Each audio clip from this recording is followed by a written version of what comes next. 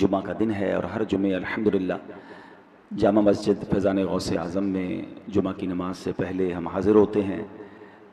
قرآن کی باتیں یہ ٹاپک ہوتا ہے ہمارے بیان کا، کچھ قرآن پاک کے بارے میں جانتے ہیں، کچھ آیتیں شامل کرتے ہیں، اس کا ترجمہ تفسیر اور اس بارے میں کچھ پیغام قرآن سے لینے کی کوشش کرتے ہیں۔ سب سے پہلے درود پاک کی فضیلت پر مشتمل حدیث پاک فرمان آخری نبی رسول ہاشمی صلی اللہ تعالیٰ علیہ وسلم ہے، بے شک تمہارے نام پہچان کے ساتھ مجھ پر پیش کیے جاتے ہیں، لہٰذا مجھ پر احسن یعنی بہترین الفاظ میں درود پاک پڑھو۔ یعنی پیارے آقا کی بارگاہ میں ہمارے نام کے ساتھ درود پیش کیے جاتے ہیں، تو بہترین انداز میں، اچھے انداز میں، عشق و محبت کے انداز میں ہمیں درود پاک پڑھنا چاہیے۔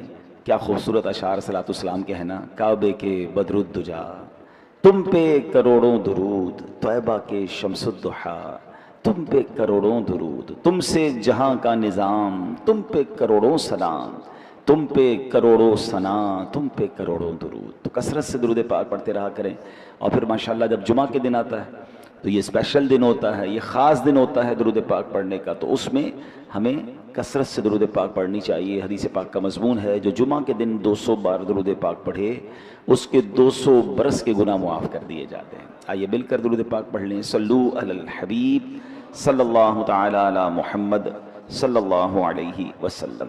آج قرآن پاک کی کون سی آیت ہے؟ آج پارہ 1 ہے، سورہ بقرہ ہے، آیت نمبر 106 اور 107۔ آج 2 آیتوں کی ہم تلاوت بھی سنیں گے، ترجمہ بھی سنیں گے، اور پھر اس سے ملنے والا پیغام۔ بسم اللہ الرحمن الرحیم۔ ما ننسخ من آیات او ننسها نأتی بخیر منها او مثلها الم تعلم ان اللہ علی کل شیء قدیر الم تعلم ان اللہ له ملک السماوات والارض وما لکم من دون اللہ من ولی ولا نصیر۔ آسان ترجمہ قرآن کنز العرفان۔ جب ہم کوئی آیت منسوخ کرتے ہیں یا لوگوں کو بلا دیتے ہیں تو اس سے بہتر یا اس جیسی اور آیت لے آتے ہیں۔ اے مخاطب، کیا تجھے معلوم نہیں کہ اللہ ہر شے پر قادر ہے؟ کیا تجھے معلوم نہیں کہ آسمانوں اور زمین کی بادشاہی اللہ ہی کے لیے ہے، اور اللہ کے مقابلے میں تمہارا نہ کوئی حمایتی ہے اور نہ ہی مددگار۔ آیت نمبر 106 107 پارہ نمبر 1 کی ہم نے تلاوت سنی ہے اور اس کا ترجمہ سنا۔ اب ان 2 آیات میں ایک بڑا اہم، بہت اہم مسئلہ بیان ہوا ہے، ویری امپورٹنٹ ٹاپک، جسے مسئلہ نسخ کہا جاتا ہے۔ یہ دراصل یہود کا ایک اعتراض تھا جس کا یہاں جواب دیا گیا ہے۔ یہود مسلمانوں کو ورگلانے کے لیے کیا کہتے تھے؟ دیکھو محمد علیہ الصلوۃ والسلام پہلے کوئی حکم دیتے ہیں، بعد میں نیا حکم لے آتے ہیں، یعنی پچھلا کینسل ہو جاتا ہے، اب دوبارہ نیا آ جاتا ہے۔ تو اللہ پاک نے اس مقام پر یہود کے اس اعتراض کا جواب دیا ہے کہ یہ جو پچھلا حکم منسوخ ہوا، پچھلا حکم منع کر دیا گیا، نیا حکم قرآن میں آ گیا، اس کی وجہ کیا ہے؟ اور کیا خوبصورت انداز میں یہ بیان ہوا ہے۔ اب پہلے تو مسئلہ نسخ جو ہے، جس کو ناسخ و منسوخ بھی کہتے ہیں، کہ پہلے آیا بعد میں کینسل ہو گیا پھر نیا حکم آ گیا، اس کی وضاحت ذرا غور سے سن لیجئے گا، یہ آئندہ آپ کو انشاءاللہ جو ڈسٹرب کرنا چاہتے ہیں وہ ڈسٹرب نہیں کر سکیں گے۔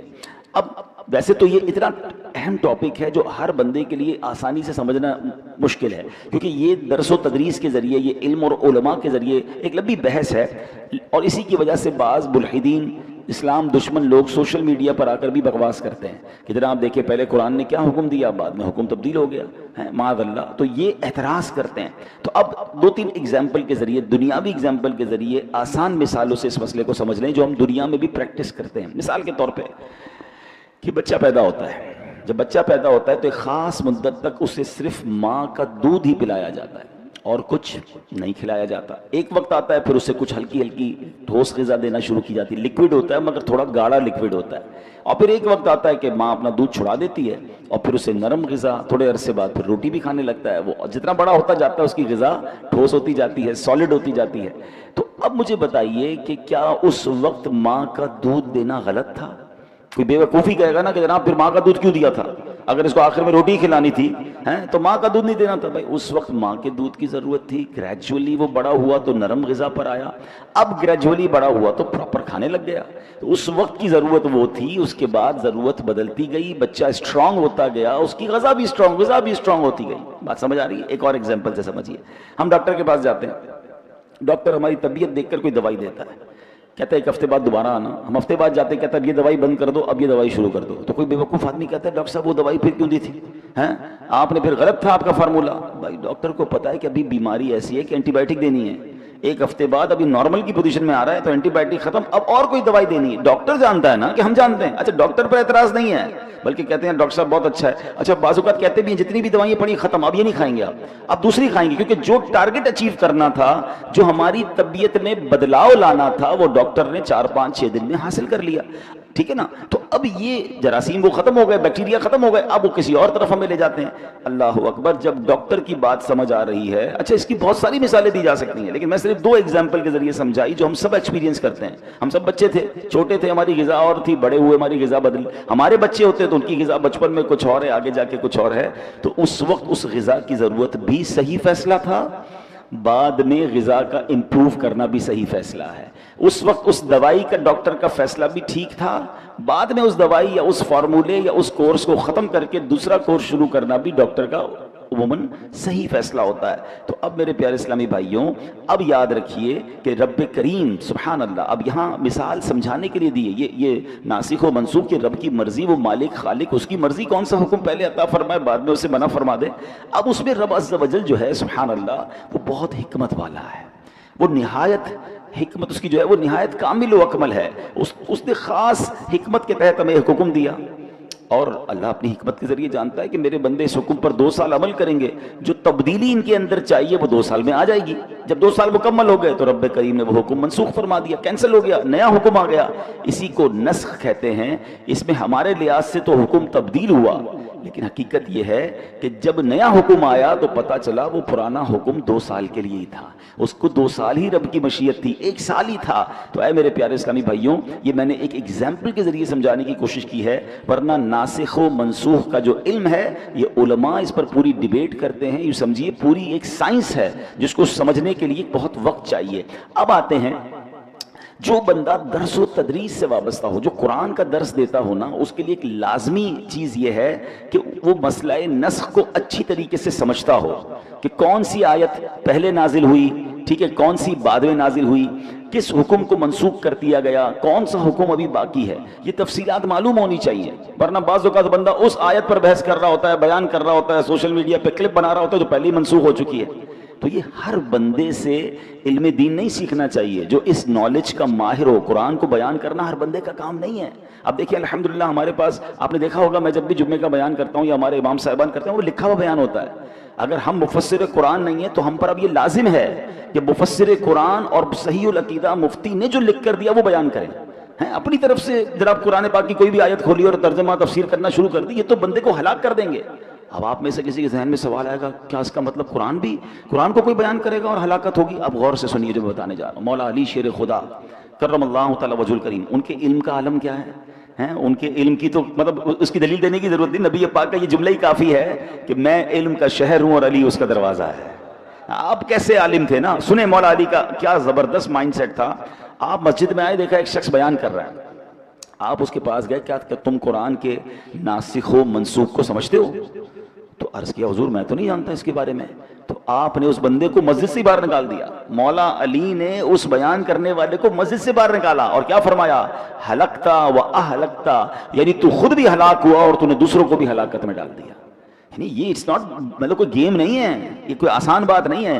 قرآن پاک میں وہ احکام موجود ہیں جو منسوخ ہو گئے ہیں, اور قرآن پاک میں وہ احکام بھی موجود ہیں جو بعد میں آئے ہیں. وہ منسوخ ہونا بھی رب کی اعلیٰ شان اور حکمت کی وجہ سے, اور اب نیا جو آرڈر آیا وہ اس وقت کی ضرورت کے لحاظ سے. تو یہ ہمیں پتہ ہونا چاہیے. تو بہرحال میرے پیارے اسلامی بھائیو, اب ہم آتے ہیں اس آیت کی طرف جو آج بیان میں شروع بھی ہم نے سنی. اللہ کریم قرآن پاک میں فرماتا ہے, ما ننسخ من آیت او ننسها نأتی بخیر منها او مثلها. اور جب ہم کوئی آیت منسوخ کرتے ہیں یا لوگوں کو بھلا دیتے ہیں تو اس سے بہتر اس جیسی اور آیت لے آتے ہیں. یعنی اللہ پاک جو بھی حکم منسوخ فرماتا ہے اس کی جگہ ایسا حکم نازل فرماتا ہے جو پہلے والے حکم سے زیادہ آسان، بندوں کے حق میں زیادہ ثواب والا، اس سے بہتر ہوتا ہے، یہ اسی کی مثل نیا حکم نازل فرما دیتا ہے۔ یاد رکھیں کہ یہ ناسخ اور منسوخ، یعنی یہ منسوخ فرمانا جو ہے یہ کوئی عیب نہیں ہے، معاذ اللہ یہ کسی جہالت کی وجہ سے نہیں ہے، بلکہ اللہ قرآن میں فرماتا ہے الم تعلم ان اللہ علی کل شیء قدیر، اے مخاطب کیا تجھے معلوم نہیں کہ اللہ ہر شے پر قادر ہے۔ سبحان اللہ، یعنی یہ حکم کا بدلنا، اس کائنات کا نظام حکمت سے چلانا اسی لیے ہے کیونکہ اللہ ہر چیز پر قدرت رکھتا ہے۔ یہ اس کی قدرتوں کا نشان ہے کہ وہ رات کو بدل کر دن بنا دیتا ہے، دن کو بدل کر رات بنا دیتا ہے، بہار کو خزاں میں تبدیل فرما دیتا ہے، خزاں کو بہار بنا دیتا ہے، سمندر کو بخارات اور بخارات سے بادل اور بادل سے بارش برسا کر پھر سمندر بنا دیتا ہے۔ جیسے کائنات میں ہونے والی ان تبدیلیوں میں اللہ پاک کی قدرتوں کا نشان ہے، یوں حکمت کے تحت بندوں کی بھلائی کے لیے احکام منسوخ فرمانا، ان کی جگہ نئے احکام لانا، یہ بھی اس کی قدرتوں کا نشان ہے۔ مزید فرمایا الم تعلم ان اللہ لہ ملک السماوات والارض، کیا تجھے معلوم نہیں کہ آسمانوں اور زمین کی بادشاہی اللہ ہی کے لیے ہے۔ یعنی یہ مت سمجھ لینا کہ رب کریم کا بندوں کی بھلائیوں کا یوں خیال فرمانا کسی محتاجی کے سبب ہے، نہیں نہیں، وہ مالک کریم ہے۔ زمین اور آسمان اور اس کے درمیان جو کچھ ہے سب کا وہی مالک ہے، وہ ایسا مالک ہے کہ اس جیسا اور کوئی نہیں۔ زمین و آسمان میں اس کا حکم نافذ ہے، لہٰذا وہ جو چاہے اپنے بندوں کو حکم ارشاد فرمائے۔ بندوں کا کام اعتراض کرنا نہیں، بندوں کا کام حکم ماننا ہے، لبیک کہنا ہے۔ لہٰذا نسخ پر اعتراض مت کرو، جو حکم دیا جا رہا ہے اس پر عمل کرو۔ اور یاد رکھو، اب آیت کا اگلا حصہ سنیں، وَمَا لَكُم مِّن دُونِ اللَّهِ مِن وَلِيٌّ وَلَا نَصِيرٌ، اور اللہ کے مقابلے میں تمہارا نہ کوئی حمایتی ہے اور نہ ہی مددگار، یعنی اللہ پاک کے مقابلے میں تمہارا کوئی مددگار نہیں ہے، نہ کوئی دوست ہے، بس اللہ کے احکام کو مضبوطی سے تھام لو۔ اے میرے پیارے اسلامی بھائیوں، اب ذرا آگے چلتے ہیں، اس آیت کو اور مزید ایلوبریٹ کرتے ہیں اور اس کی خوبصورت موتی تلاش کرتے ہیں۔ اللہ فرماتا ہے الم تعلم ان اللہ لہ ملک السماوات والارض، کیا تجھے معلوم نہیں کہ آسمانوں اور زمین کی بادشاہی اللہ ہی کے لیے ہے۔ میرا بھی مالک وہ عظیم و حکیم رب ہے، آپ کا بھی مالک وہی ہے، زمین و آسمان کی ہر چیز کا وہی مالک ہے، وہی مددگار ہے، وہی کارساز ہے۔ سبحان اللہ، ہم حمد کا شعر پڑھتے ہیں نا، اللہ واحد و یکتا ہے، ایک خدا بس تنہا ہے، کوئی نہ اس کا ہمتا ہے، ایک ہی سب کی سنتا ہے، لا الہ الا اللہ آمنا برسول اللہ، وہ ہے منزہ شرکت سے، پاک سکون و حرکت سے، کام ہے اس کے حکمت سے، کرتا ہے سب قدرت سے، لا الہ الا اللہ آمنا برسول اللہ۔ اے میرے پیارے اسلامی بھائیوں، اللہ کریم کی قدرت، اللہ کریم کی اس کائنات کی وسعت کیسی ہے، اب تو سائنس بھی حیران ہے۔ ہم جب چھوٹے تھے تو ہمیں پڑھایا جاتا تھا، سائنس کی جب سبجیکٹ ہوتے تھے کہ دنیا میں 8 پلینٹ ہیں، 9 پلینٹ ہیں، اچھا اس کے نام بھی ہمیں یاد تھے، ہم یہی سمجھتے تھے ایک زمین ہے، ایک چاند ہے، ایک سورج ہے، ایک مارس ہے، پھر پلوٹو ہے، اور جناب یہ 7-8 سیاروں پر بس یہ دنیا قائم ہے، جیسے ہمارا پلینٹ ہے ایسے 8 ہیں۔ سائنس کی عقل وہیں تک پہنچی تھی، اور اس کے بعد اب سائنس نے بتایا نہیں جناب، ابھی تو بہت ساری کہکشائیں ہیں۔ تھوڑا معاملہ آگے بڑھا تو سائنس کی وہ تھیوری بھی کینسل ہو گئی، کہتے یہ ایک کہکشاں نہیں ہے، یہ تو اربوں کہکشائیں ہیں۔ اور جناب ہماری زمین تو اس پوری دنیا میں ایک نقطے کی حیثیت بھی نہیں رکھتی ہے، ہم اپنی دنیا کو پوری نہیں دیکھ پا رہے۔ ہم کبھی کسی ملک میں جاتے ہیں تو حیران ہو جاتے ہیں کہ یا اللہ تیری قدرت ایسی، یہ پہاڑ ایسے، یہ آبشار ایسے، اتنی وسعت دنیا میں موجود ہے کہ راؤنڈ گلوب ٹریول کرنا مشکل ہے۔ مگر جو تھوڑا سا سائنس کو اور اس کائنات کو دیکھ رہے ہیں یا اس پر سرچ کرتے ہیں تو پتہ چلتا ہے کہ اگر اس پوری کائنات کی کوئی ڈرائنگ ہوتی تو اس ڈرائنگ میں ایک بہت چھوٹا سا ٹائنی سا اگر کوئی نقطہ ہے تو یہ ارتھ بنتی ہے جہاں اربوں لوگ بستے ہیں۔ تو بتاؤ نا اس رب کی کائنات کتنی بڑی ہے، اور یہ بھی سائنس کی اب کی تحقیق ہے۔ ہو سکتا ہے 100 سال بعد کہیں جناب جتنا سوچا تھا یہ بھی ایک نقطہ ہے، یہ کائنات اس سے بھی وسیع ہے۔ اللہ اکبر۔ اب آئیے ایک حدیث سے سمجھیے گا کہ میرے رب کی کائنات کتنی بڑی ہے۔ اللہ اکبر۔ ایک جو آیت الکرسی میں ہم وہ پڑھتے ہیں نا، ایک بڑی خوبصورت آیت ہے وَلَا يَؤُودُهُ حِفْظُهُمَا وَهُوَ الْعَلِيُّ الْعَظِيمُ، ترجمہ کیا ہے؟ اور ان کی حفاظت اسے تھکا نہیں سکتی، اور وہی بلند و شان والا، عظمت والا ہے۔ یعنی اللہ کریم اس پوری کائنات کی حفاظت فرما رہا ہے، زمین کی، آسمان کی، پوری جتنی بھی گلیکسیز ہیں، فرمایا یہ حفاظت اللہ کو تھکاتی نہیں ہے۔ ہاں وہ ایسا قادر ہے، وہ ایسا مالک ہے۔ علامہ قرطبی رحمۃ اللہ تعالی علیہ نے تفسیر قرطبی میں ایک روایت ذکر کی ہے، اب ذرا غور سے سنیے گا۔ کہتے ہیں ایک فرشتہ ہے اللہ کا جس کا نام ہے حزقائیل، اس کے 18,000 پر ہیں، اور ہر پر کی جو لمبائی ہے نا اس کی وڈتھ کتنی ہے؟ فرمایا 500 سال کی راہ ہے، یعنی 500 ایئرز۔ اگر کوئی ہارس رائڈر گھوڑا دوڑائے وہ جتنا ٹریول کرے گا اتنی لمبائی ایک پر کی ہے، اور 18,000 پر ہیں، ٹھیک ہے؟ تو اب اس کے دل میں خیال آیا کہ یا اللہ میں تیرے عرش کا نظارہ کرنا چاہتا ہوں۔ ہمارے یہاں بھی کچھ لوگ ہوتے ہیں کہتے ہیں ورلڈ ٹور کرتے ہیں، ذرا دیکھ کے آتے ہیں اللہ کی دنیا کتنی بڑی ہے، جاتے ہیں لوگ ٹریول پہ۔ اس فرشتے کو یہ شوق ہوا کہ میں اللہ کے عرش کا ایک چکر لگا لوں۔ پر کتنے؟ 18,000 پر۔ ہر پر کتنا بڑا وہ آپ نے سن لیا، 500 ایئرز گھوڑ سوار گھوڑا دوڑائے، اتنا بڑا پر۔ جب یہ فلائی کرتا ہوگا تو سپیڈ آف ٹریولنگ کا کیا عالم ہوگا، اللہ اکبر۔ اب جب اس کو اجازت دی گئی تو اس نے عرش اعظم کے چکر لگانا شروع کیا۔ روایت میں آتا ہے 20,000 سال تک وہ اڑتے رہے، 20,000 ایئرز تک عرش کا چکر کمپلیٹ نہیں ہوا۔ اللہ اکبر، اللہ پاک نے اس کے پر ڈبل کر دیے، 18,000 تھے 36,000 کر دیے، طاقت بھی دگنی کر دی، سپیڈ بھی ڈبل کر دی ہیں۔ اب غور کریں کتنی سپیڈ بڑھ گئی، فرمایا مزید 30,000 سال تک وہ اڑتے رہے، مگر عرش الہی کا پورا راؤنڈ نہ کر سکے، اللہ کے عرش کو پورا کمپلیٹلی نہ دیکھ سکے۔ اللہ اکبر۔ جب حضرت حزقائیل کو رب نے فرمایا اے حزقائیل 50,000 سال ہو گئے نا، 20,000 ایئرز پہلے، 30,000 ایئرز بعد میں، 50,000 ایئر بعد اللہ فرماتا ہے اے حزقائیل تم قیامت تک اڑتے رہو، میرے عرش کا چکر نہیں لگا سکو گے، میرے عرش کا مکمل راؤنڈ نہیں کر سکو گے۔ حضرت حزقائیل اللہ کی بارگاہ میں عرض کرتے ہیں سبحان ربی العالی، میرا رب بلند و ہے۔ اے میرے پیارے اسلامی بھائیوں، یہ ہے میرے رب کی شان، یہ ہے اس کی قدرت کی وسعت، اور یہ ہماری سوچ سے ورا ہے۔ اب جو سائنس کے اسٹوڈنٹ ہیں نا ان کو یہ بات اب سمجھ آنے لگی ہے کہ what is beyond the imagination. کچھ لوگوں کو ہم پہلے کہتے تھے نا کہ اللہ کی قدرت سمجھ میں نہیں آ سکتی، تو بحث کرتے تھے یار سمجھ میں تو ہر چیز آتی ہے، تھیوری ہونی چاہیے، سائنس ہونی چاہیے، everything will be possible, آپ بتائیں ہمیں سمجھائیں۔ ہم کہتے قدرت سمجھ نہیں آتی، کوئی کہتا جناب اب یہ فلاں چیز بتائیں جنت میں نعمتیں کیسی ہوں گی، ہم کہتے ہیں بیونڈ امیجنیشن، کیونکہ حدیث پاک میرے آقا نے فرمایا نہ کسی آنکھ نے دیکھا، نہ کسی کان نے سنا، نہ کسی دل کا گمان گزرا، یعنی جنت کی نعمتیں ایسی ہیں جس کے بارے میں آپ سوچ بھی نہیں سکتے،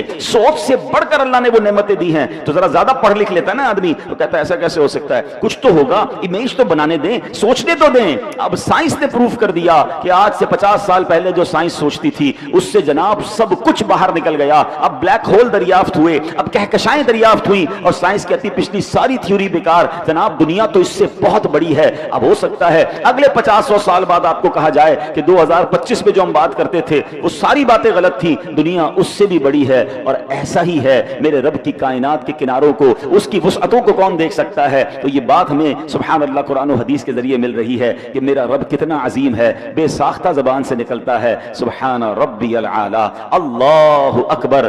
بس ایک دل میں الحمدللہ، وہ اس کو کہتے ہیں نا ایمان کی، جو جس کو کہیں کہ یہ ہمارے ایمان کی طاقت اور ایمان کا یقین ہونا چاہیے کہ میرا رب سبحان اللہ یہ تو جتنی بڑی کائنات ہے نا وہ چاہے تو کن فرما کر ایسی ہزارہا دنیایں اور بنا سکتا ہے۔ ہاں یاد رکھیے ان اللہ علی کل شیء قدیر۔ تو اے میرے پیارے اسلامی بھائیوں، اب ہمارے دل کو ڈھارس بن رہی ہے نا کہ جب ایسے عظیم مولا کے ہم بندے ہیں نا تو پھر چھوٹے چھوٹے معاملات میں گھبرایا نہ کریں۔ ہاں ہمارے لیے بعض اوقات معاملہ بڑا ہوتا ہے، میرے رب کے لیے کچھ بھی نہیں ہے۔ ہاں کیوں کر نہ میرے کام بنے غیب سے حسن، کیوں کر نہ میرے کام بنے غیب سے حسن، بندہ بھی ہوں تو کیسے بڑے کارساز کا۔ اس عظیم مولا کا بندہ ہو کر پھر ہم گھبراتے ہیں، پھر ہم ٹینشن میں آ جاتے ہیں، پھر ہم دنیا والوں کے چکر لگاتے ہیں۔ زندگی کا ایک اصول بنا لیں، اپنے کام سپرد کریں اپنے رب کے۔ پرابلم میں آ گئے کہ اللہ مالک ہے، وہ اللہ ہے ہی، جب مالک ہی وہی ہے، کریم بھی وہی ہے، خالق وہی ہے، اس پوری کائنات کو چلا رہا ہے، تو میرے پرابلمز اس کے لیے کچھ بھی نہیں ہیں۔ بس پرابلم یہ کہ میرا اس سے کنیکشن لوز ہو جاتا ہے، میرا رابطہ کم ہو جاتا ہے، میرا بھروسہ ہل جاتا ہے، یقین شیک ہو جاتا ہے۔ اب یقین کریں جس کا رب پر بھروسہ مضبوط ہو جائے نا اس کے کام کیسے غیب سے بنتے ہیں۔ آئیے میں آپ کو ایک دو واقعات سناتا ہوں، ہو سکتا ہے یہاں یا ہو سکتا ہے جو لائیو ہمارا بیان ہوتا ہے کچھ لوگ پریشانی میں ہوں گے، قرضے میں ہوں گے، کسی ڈیفیکلٹی میں ہوں گے، گھبرا جاتے ہیں اور جناب بڑے پریشان ہو جاتے ہیں، ڈپریشن میں چلے جاتے ہیں۔ اب دو تین باتیں سنیے گا، جو اللہ پر بھروسہ رکھتے ہیں نا، اللہ سے مدد مانگتے ہیں، دیکھو ان کے کام کیسے بنتے ہیں۔ خادم رسول حضرت انس بن مالک رضی اللہ عنہ فرماتے ہیں نبی پاک علیہ الصلوۃ والسلام نے فرمایا ایک صحابی بہت متقی اور پرہیزگار تھے، تجارت کیا کرتے تھے، ایک ملک سے دوسرے ملک مال لے جاتے تھے، دوسرے ملک سے مال لے کر آتے تھے۔ دوران تجارت سفر پر روانہ ہوئے تو ایک جنگل سے جانا گزر ہوا، تو ایک شخص آیا، اس نے جنگی لباس پہنا ہوا تھا، ہاتھ میں تلوار تھی، اور آپ کا سارا معاملہ لے لیا، سارا سامان لے لیا تجارت کا، اور کہا قتل ہونے کے لیے تیار ہو جاؤ۔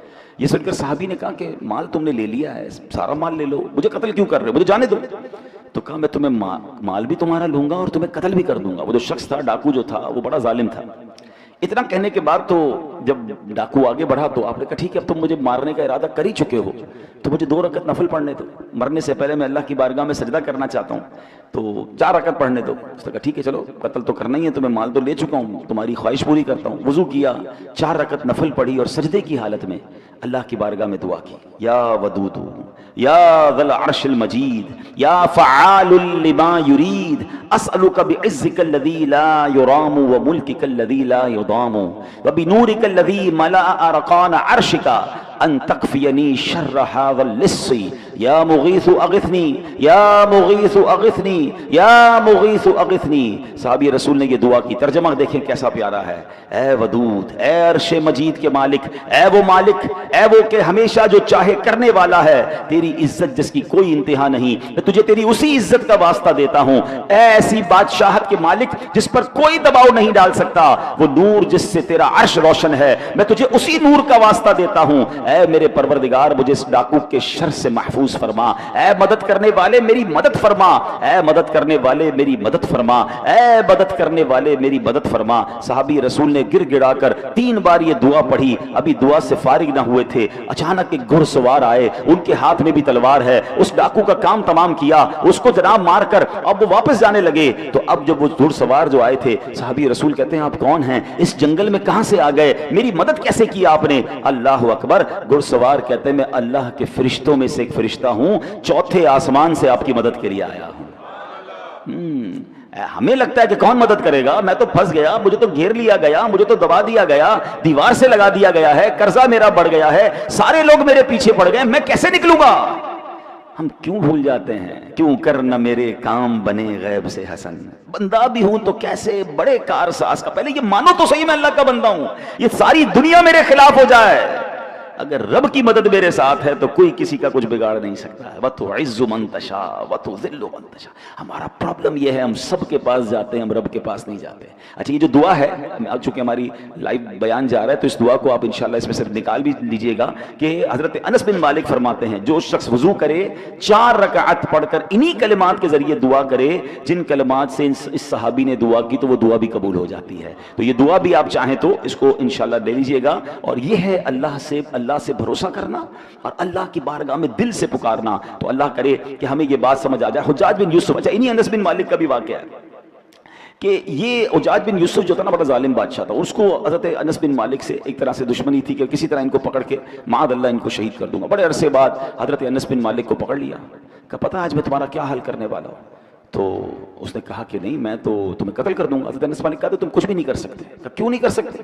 کہا میں نبی پاک نے مجھے ایک دعا سکھائی ہے، میں وہ دعا پڑھ چکا ہوں، تم میرا کچھ بھی نہیں بگاڑ سکتے۔ وہ دعا بہت لمبی ہے مگر اس میں ایک حصہ یہ بھی ہے جو قرآن مجید میں ہے، ان ولی اللہ الذی نزل الکتاب وہو یتولی الصالحین، بے شک میرا مددگار اللہ ہے جس نے کتاب اتاری اور وہ صالحین کو مدد کرتا ہے۔ حضرت انس بن مالک نے یہ کہا، حجاج بن یوسف نے آپ کو چھوڑ دیا۔ اس کے ساتھی کہتے ہیں اتنے عرصے سے انتظار کر رہے تھے کہ حضرت انس بن مالک آئیں گے، تم پکڑو گے، معاذ اللہ انہیں قتل کرو گے، تم نے ویسے ہی چھوڑ دیا۔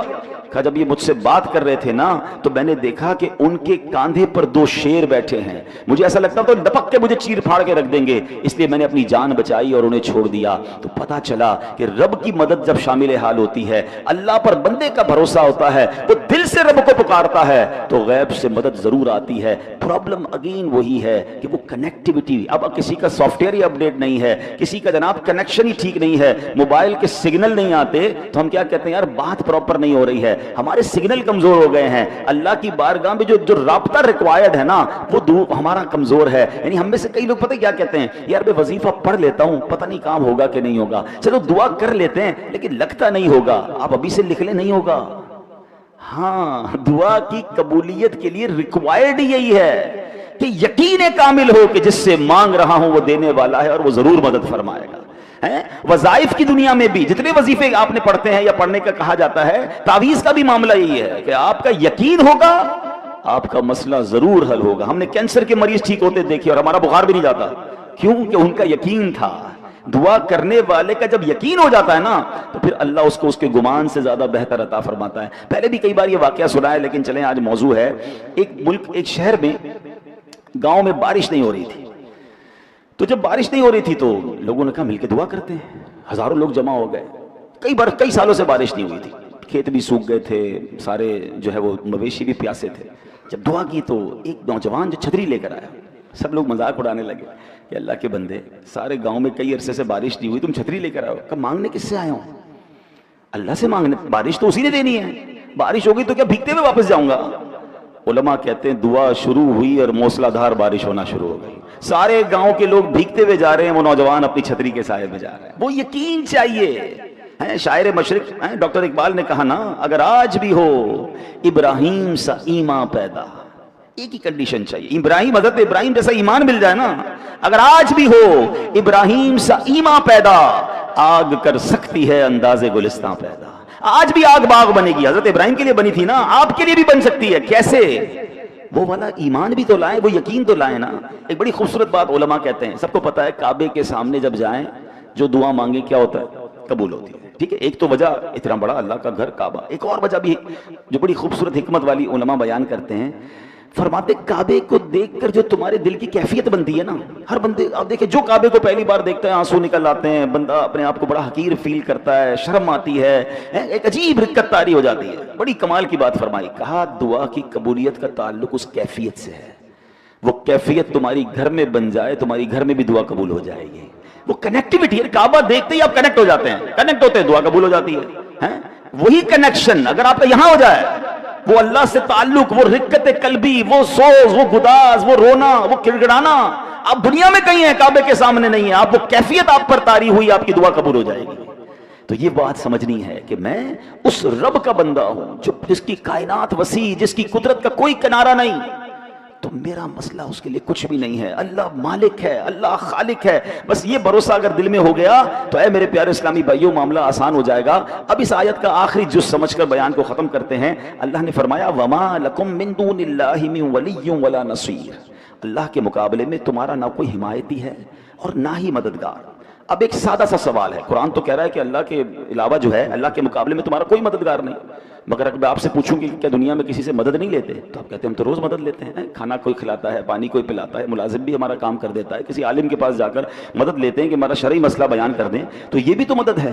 تو پھر اللہ پاک نے کیوں فرمایا کہ وَمَا لَكُم مِّن دُونِ اللَّهِ مِن وَلِيٌّ وَلَا نَصِيرٌ، اللہ کے مقابلے میں تمہارا نہ کوئی حمایتی ہے اور نہ کوئی مددگار۔ اس آیت کو سمجھنا ہوگا۔ اسی آیت کو انٹرپریٹ کر کے لوگ جو ہے وہ ہمارے عقائد اور دیگر چیزوں کو ڈسٹرب کرتے ہیں۔ اب ذرا سمجھیے، غیر اللہ کی دو قسمیں ہیں، ایک ہے دون اللہ یعنی جو اللہ پاک کے دشمن ہیں، اور دوسری قسم ہے عباد اللہ یا اولیاء اللہ یعنی جو اللہ پاک کے بندے، اللہ پاک کے دوست ہیں۔ اللہ کریم نے جہاں جہاں بھی غیر اللہ کی مدد کا انکار کیا وہاں دون اللہ کا لفظ استعمال ہوا، مطلب یہ کہ اللہ پاک کا کوئی بھی دشمن اللہ پاک کے مقابلے میں کسی کی کوئی مدد نہیں کر سکتا۔ اللہ پاک چاہے تو بندے کو شفا نہیں ملنی تو کوئی غیر اللہ دون اللہ کچھ بھی کر لے بندے کو شفا نہیں ملے گی، اور اللہ پاک چاہے بندے کو شفا ہونی ہے تو کوئی غیر اللہ دون اللہ ساری دنیا مل کر کسی بندے کو بیمار نہیں کر سکتی۔ یہ دون اللہ اور عباد اللہ کا فرق سمجھنا ہوگا۔ اب مثال کے طور پہ قرآن سے ہی مثال سمجھا دیتا ہوں، ٹھیک ہے، تاکہ کلیئر ہو جائے گا۔ ان الذین تدعون من دون اللہ لن یخلقوا ذبابا ولو اجتمعوا لہ، اللہ قرآن میں فرماتا ہے بے شک اللہ کے سوا جن کی تم عبادت کرتے ہو ہرگز ایک مکھی بھی پیدا نہیں کر سکیں گے اگرچہ سب اس کے لیے جمع ہو جائیں۔ اب یہ کون ہے؟ یہ لفظ کیا استعمال ہوا؟ دون اللہ، اللہ کے سوا، اللہ کے غیر، جو اللہ کے دشمن ہیں وہ ساری دنیا جمع ہو جائے ایک مکھی بھی نہیں بنا سکتے۔ اسی قرآن میں اللہ کیا فرماتا ہے؟ سبحان اللہ، ایک شاندار عبداللہ کی بات ہو رہی ہے۔ وہ کون ہے؟ حضرت عیسیٰ علیہ السلام، اللہ کے بندے ہیں نا، اللہ کے پیغمبر ہیں، اللہ کے پیارے ہیں۔ قرآن فرماتا ہے انی اخلق لکم من الطین کہیئۃ الطیر فانفخ فیہ فیکون طیرا باذن اللہ، میں تمہارے لیے مٹی سے ایک پرندے جیسی شکل بناتا ہوں، پھر اس میں پھونک ماروں گا تو وہ اللہ کے حکم سے فوراً پرندہ بن جائے گی۔ دون اللہ کو چیلنج دیا جا رہا ہے، ساری دنیا مل جاؤ، ایک مکھی نہیں بنا سکتے. اور اللہ ہی قرآن میں فرما رہا ہے کہ میرا ایک پیارا ایسا ہے کہ مٹی سے پرندہ بنا کر پھونک مارتا ہے تو مکھی نہیں پورا پرندہ بنا دیتا ہے. This is the difference. وہی بات ہے کہ قرآن کی ایک آیت پڑھ کے آپ انٹرپریٹ کر دیں کہ دیکھو قرآن کہتا ہے اللہ کے سوا کوئی مددگار نہیں. بالکل اللہ کے سارے دشمن مل جائیں کسی کی کوئی مدد بھی نہیں کر سکتے, کسی کا بگاڑ بھی نہیں سکتے, مگر میرا رب اپنے پیاروں کو, اللہ اپنے حبیبوں کو, اپنے چاہنے والوں کو, اپنے بندوں کو جب چاہے جو اختیار عطا فرمائے. ہاں یہ بات ہمیشہ ماننی ہے کہ اگر اللہ کا کوئی پیارا مدد کرتا ہے, اللہ کے کسی پیارے کو اتھارٹی ہے تو وہ رب کی طرف سے ہے, اس کا اپنا کچھ نہیں ہے.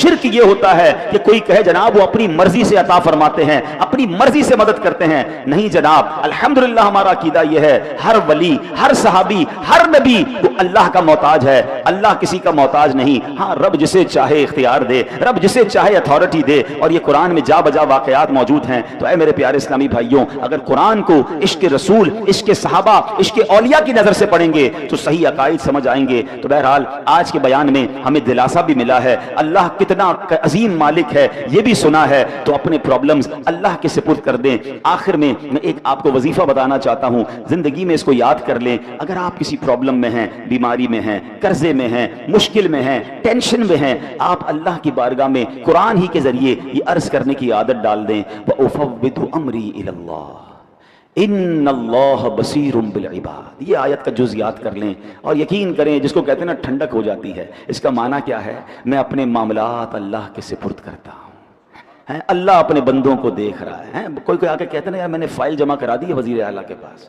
میں گیا تھا گورنر کے پاس جمع کرا کے آیا ہوں, بھائی میری بڑی سورس ہے, میں فلاں دفتر میں اپنی فائل جمع کروا کے آیا ہوں. حالانکہ وہ فائلیں پتہ نہیں وہاں دبی جاتی ہیں, پھر بھی تھوڑی بہت تسلی ہو رہی ہوتی ہے ان کو کہ یار فائل فلاں جگہ پہنچ گئی ہے. ہائے ہائے, ہمیں تو رب خود فرما رہا ہے نا, قرآن میں یہ وظیفہ دیا ہے, وَأُفَوِّضُ أَمْرِي إِلَى اللَّهِ. میں اپنے کام اپنے رب کے سپرد کرتا ہوں. اللہ کو کہیں اللہ تھک گیا, گیا لوگوں کے پاس, کھائے دھکے, لوگ مدد نہیں کرتے, لوگ مذاق اڑاتے ہیں. ہاں دنیا والوں کو مت بتایا کرو اپنے مسائل, ہمیں لگتا ہے یہ میرا خیر خواہ ہے, میرا مددگار ہے. آپ کو چائے بھی پلائیں گے, آپ سے باتیں بھی کریں گے, آپ کے جانے کے بعد پیچھے لوگوں سے باتیں کرتے ہیں, آیا تھا میرے پاس فلاں مسئلے میں پھنسا ہوا ہے, اس کا تو یہ پرابلم ہے, اس کا تو یہ مسئلہ ہے. انجوائے کرتے ہیں لوگ. اللہ سے کہو نا, جب خالق ہی وہی ہے, مددگار ہی وہی ہے, وَأُفَوِّضُ أَمْرِي إِلَى اللَّهِ. اللہ میرے سارے کام تیرے سپرد کرتا ہوں. ان اللہ بصیر بالعباد. اللہ اپنے بندوں کو دیکھتا ہے, وہ اپنے بندوں کو دیکھ رہا ہے. اور آپ یقین کریں جب دل سے آپ نے اپنا سب کچھ اللہ کو سپرد کر دیا نا کہ اللہ میری بیماری بھی تیرے حوالے, میرا کاروبار بھی تیرے حوالے, میری فیملی بھی تیرے حوالے, میرے معاملات بھی تیرے حوالے, جو مجھے ستا رہے ہیں مولا یہ بھی تیرے حوالے, میں نہیں لوں گا بدلہ مالک, میں نے سب تیرے حوالے کیا. تو جو میرے لیے فیصلہ فرمائے میرے مالک میں راضی. اگر تیرا فیصلہ یہ ہے کہ میں دکھ میں رہوں تو مولا میں اس دکھ میں بھی راضی. اے اللہ تیرا فیصلہ یہ ہے کہ میں تکلیف میں رہوں, تو خالق, تو مالک, میں اس تکلیف میں بھی راضی. جس دن اس لیول پر آپ پہنچ گئے پھر دیکھیں آپ کے کام کیسے غیب سے بنتے ہیں. ہمارا پرابلم یہ ہے ہم اللہ سے بھی کنڈیشن کرتے ہیں, اے اللہ ایسا بنا دے, اے اللہ ایسا گھر چاہیے, اے اللہ یہ والی زندگی چاہیے. ایک بندہ وہ ہے جو اللہ سے کہتا ہے اللہ جس میں میں راضی مجھے وہ دے دے. جو اللہ والے ہوتے ہیں نا وہ اللہ سے کہتے ہیں مولا جس میں تو راضی میں بھی اس میں راضی. ہاں جس دن یہ نصیب ہو گیا نا, حضرت ابراہیم نے اللہ سے کہا نہیں تھا آگ بجھا دے, فرشتوں نے آ کر کہا تھا ابراہیم اللہ سے تو کہو نا, ہم سے نہیں کہہ رہے, اللہ سے کہہ دو. کیا شاندار جواب دیا تھا. رب دیکھ رہا ہے نا, اگر اس نے آگ سے بچانا ہوگا تو بچا لے گا. اللہ تو دیکھ رہا ہے نا, اگر جلنا نصیب میں تو میں تیار ہوں. کیا لیول تھا توکل کا, اللہ اس کا ذرہ عطا کر دے. ہم تو تھوڑی سی بات پر اللہ سے ناراض ہو جاتے ہیں, اللہ سے کمپلینیں کرنا شروع کر دیتے ہیں. ارے یار اللہ نے اگر کچھ دن تکلیف کے دکھائے ہیں, ساری زندگی سکھ کے دکھائے ہیں, کچھ دن اگر غم کے آئے ہیں, بیماری کے آئے ہیں, تو سالوں اس نے صحت مند بھی رکھا ہے. بھروسہ تو کرو نا اس پر.